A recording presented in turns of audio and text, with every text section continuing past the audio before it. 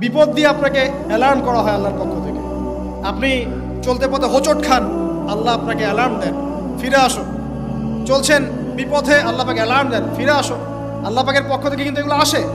আল্লাহ পাক আদম এবং হাওয়া আলাইহিস সালাম এবং আদম সন্তান সবাইকেই সৃষ্টি করেছেন। উদ্দেশ্য হচ্ছে আল্লাহ পাক আমাদেরকে জান্নাত দিতে চান। আল্লাহ পাক চান যে আমরা যেন জান্নাতে যাই। যদি আমরা জান্নাতে যেতে না পারি পরকালে, একটা কারণে যেতে পারবো না, অনলি একটা কারণ, সেটা হলো আমাদের নিজের দোষে।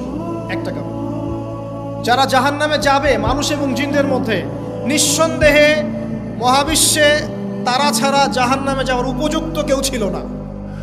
ও জাহান্নামে যাওয়ার উপযুক্ত ছিল বলেই আল্লাহ পাক তাকে জাহান্নামে পাঠাবেন।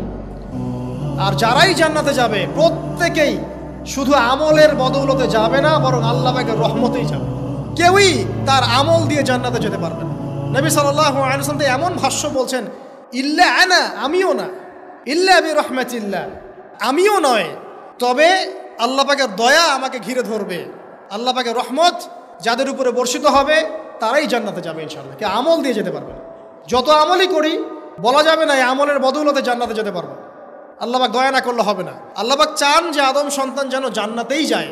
এই কারণেই সৃষ্টি করা, এই কারণেই আপনার ওহীভিত্তিক গ্রন্থগুলো পাঠানো, এই কারণে নবী রাসূল পাঠানো, আলেম ওলামা সৃষ্টি করা, মানুষকে সতর্ক করা, হায়াত দেয়া, বারংবার জীবনে চলতে ফিরতে আপনাকে অ্যালার্ম করা হয়, আল্লাহর পথে ফিরে আসেন, আল্লাহর পথে ফিরে আসেন। অ্যালার্ম করা হয় না? বিপদ দিয়ে আপনাকে অ্যালার্ম করা হয় আল্লাহর পক্ষ থেকে।